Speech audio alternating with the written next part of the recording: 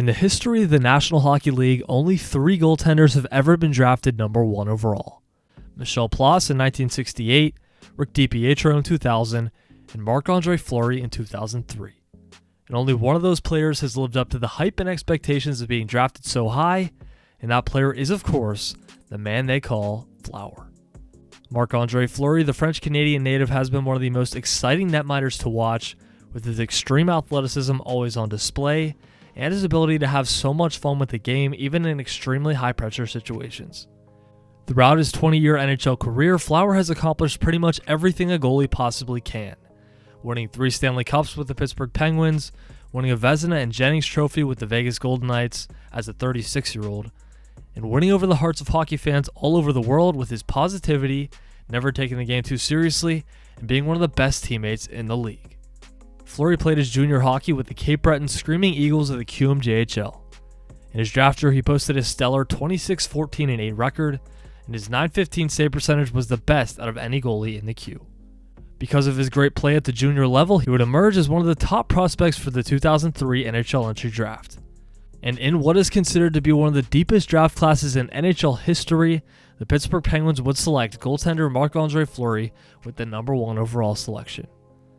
Flower would spend another season in Cape Breton after getting drafted, having another strong year, and in the 2003-04 season, Fleury would get his first taste of NHL action. He would get thrown into the fire a bit, playing behind a tanking Pittsburgh Penguins roster, and while his numbers in his 21 games played weren't great, the 19-year-old did show loads of potential and raw talent that would certainly be built upon for years to come. With the Penguins finishing near the bottom of league standings in Fleury's rookie year, they were able to pick 2nd overall in the 2004 entry draft and selected Russian superstar Evgeny Malkin. In addition, the NHL would not have a season in 2004-05 due to a full lockout, which enabled Fleury to play his full season in the American Hockey League with the Wilkes-Barre Scranton Pens. This was huge for the young netminder as he played 54 games that year and surely got his confidence up a good bit, putting up a respectable 26-19-4 record, as well as a .901 save percentage and 2.52 goals against average with 5 shutouts. In the summer of 2005, the Pittsburgh Penguins organization hit the lottery again and were awarded with the 1st overall selection in the draft. In a year when Canadian phenom Sidney Crosby was the undisputed top choice and one of the most hyped up prospects in NHL history.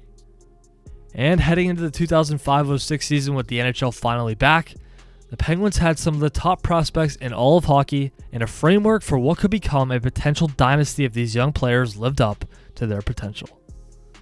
During the season, Pittsburgh did give Marc-Andre the majority of the starts in net, with him playing 50 games, also sharing time with Sebastian Caron and Jocelyn Thibault. Fleury struggled numbers-wise, playing behind a mostly young team with a few veterans sprinkled throughout the lineup, and while he posted a 13-27-6 record, his save percentage and goals against were better than the other team netminders he was splitting time with. And at just 21 years old, he still needed time to develop. Flower also got action in 12 games for Wilkes-Barre that year and was dominant, posting a 10-2 record as well as a .939 save percentage and 1.57 goals against average. And while Fleury was getting valuable playing time in the crease, Sidney Crosby was lighting the NHL on fire as a rookie, putting up an unbelievable 102 points. Malkin was tearing it up in the Russian League for Magnitogorsk, and again in the summer of 2006, the Pens would select with the 2nd overall pick, drafting another building block for the franchise, 6'4" two-way center Jordan Staal, who would join the team along with Evgeny Malkin during the next season. The Penguins took a huge step this next season under head coach Michel Therrien, going from the bottom of the league to a playoff team, posting a 47-24-11 record. This was thanks largely in part to an MVP season from Sid the Kid, who put up a league-leading 120 points, a very stellar rookie campaign for 20-year-old Evgeny Malkin, who put up 85 points, a strong rookie year from Jordan Staal, who scored 29 goals as an 18-year-old, some impressive seasons from veterans Mark Recchi and Sergei Gonchar, and of course the young netminder Marc-Andre Fleury emerging as a true number 1, putting up a 40-16-9 record with a .906 save percentage. While the numbers don't jump off the page for Flower, this was extremely impressive for Fleury as the 22-year-old was tied for 3rd in wins among all NHL goalies and was also 10th in goalie point shares. Pittsburgh did make the playoffs that year, but matched up against the powerhouse Ottawa Senators team that would beat them in 5 games.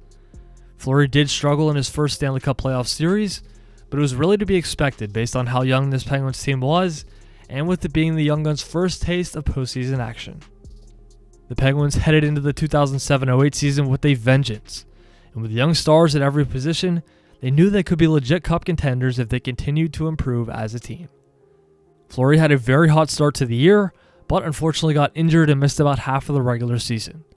He did put up dazzling numbers in his 35 games played, posting a 19-10-2 record and .921 save percentage. Thankfully, the Pens signed veteran backup Ty Conklin in the offseason, and he was fantastic in Flowers' absence, going 18-8-5 with a .923 save percentage.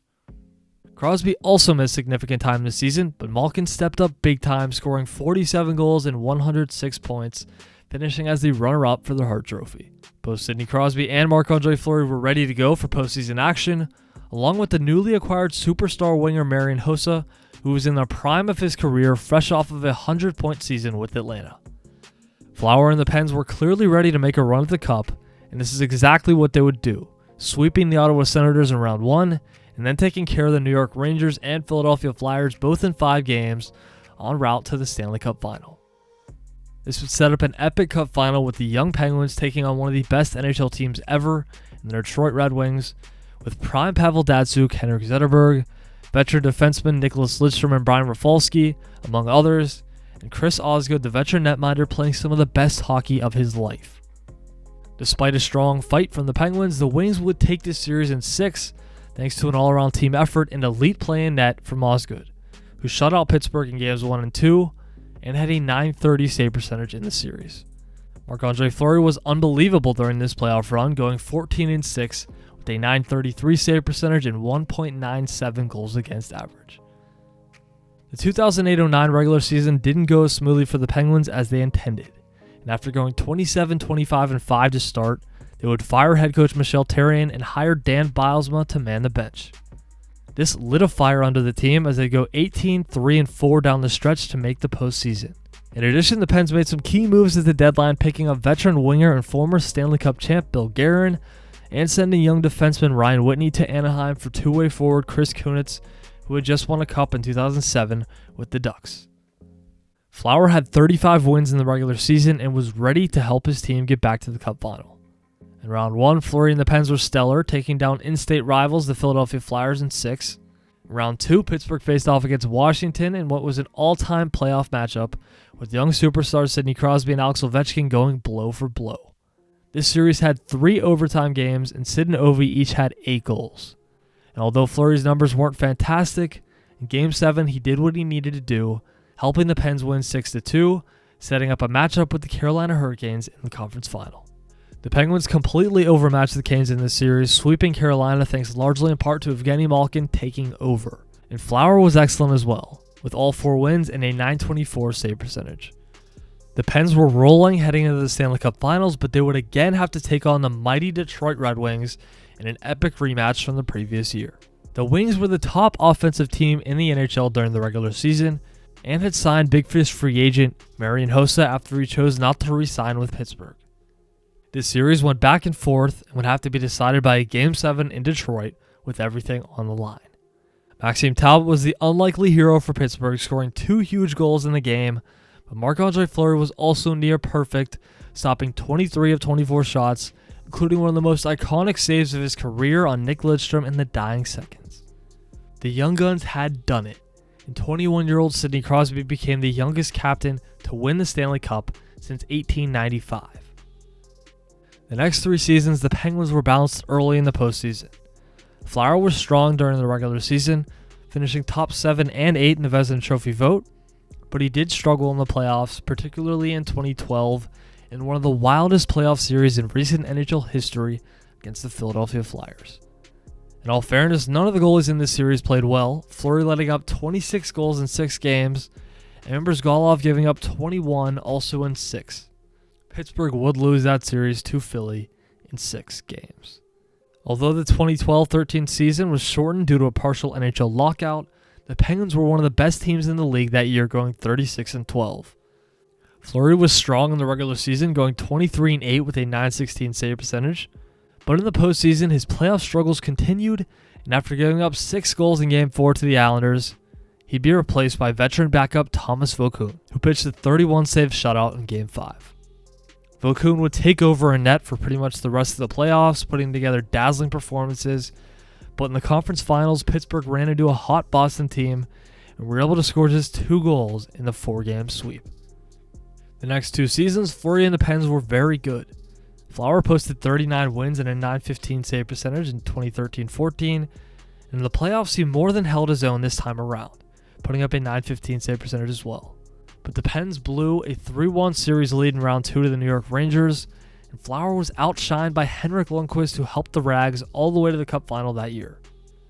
The next year, Marc-Andre had a league-leading 10 shutouts and a stellar .920 save percentage, but under new head coach Mike Johnston, the Pens struggled to score goals, and it showed in the first round of the playoffs when Pittsburgh matched up yet again with the Rangers, this time losing in 5 and scoring just 5 goals against King Henrik. Flower was again really good in this series, posting a .927 save percentage and surely giving the Pens a chance in every game. The next season, after struggling through the first 25 games, the organization fired head coach Mike Johnston and brought in Mike Sullivan. And under Coach Sullivan, the Pens became one of the fastest teams in hockey and were firing on all cylinders heading into the playoffs. Fleury had another great season, winning 35 games with a .921 save percentage and 2.29 goals against. But unfortunately, he suffered a concussion in late March, which forced Pittsburgh to turn to 21-year-old goalie prospect Matt Murray, who had been making waves at the American Hockey League level, posting absurd numbers each of his last 2 seasons. This elite play would translate to the NHL level as he'd go 9-2-1 down the stretch with a .930 save percentage. And although third-string netminder Jeff Zadkoff played the first 2 games of the playoffs, Murray would step right back in Game 3, taking over yet again in net and running with it. The elite play of Matt Murray helped the Pens win the Stanley Cup in 2016, and he picked up 15 of 16 possible wins. The next year, Matt Murray had effectively taken over as the Penguins starter, playing in 49 games compared to Fleury's 38. Murray's numbers were also significantly better than Flower's during the regular season. Heading into the postseason, Pittsburgh was more ready than ever to try to repeat as Cup champs, and with 2 elite goaltenders and the league's top offense, they were going to be very tough to stop. Interestingly enough, before Game 1 of the playoffs against Columbus, Matt Murray got injured during warm-ups, which meant Marc-Andre Fleury would again return as a starter for Pittsburgh. Flower was fantastic in round 1, posting a .933 save percentage in the 5-game series win, and in round 2 against the rival Washington Capitals, he was great yet again, helping the Pens take down the Caps in an epic 7-game series, which included a Game 7 shutout from Flower on the road to send Pittsburgh back to the conference final. Fleury started the first 2 games of the series against Ottawa, allowing just 2 goals, going 1-1. But after giving up 4 goals on 9 shots in Game 3, Mike Sullivan went back to the now healthy Matt Murray, who took over the net and never gave it back. Murray was excellent the rest of the series, helping the Pens win in a dramatic double overtime in Game 7.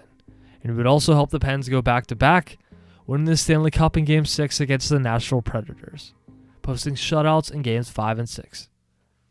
That summer, with the expansion draft looming and the Vegas Golden Knights joining the NHL, the Penguins had to make the tough decision to pick one goalie to roll with, 32-year-old vet Marc-Andre Fleury or 22-year-old budding star Matt Murray, who was at the time looked at as one of the top young netminders in all of hockey.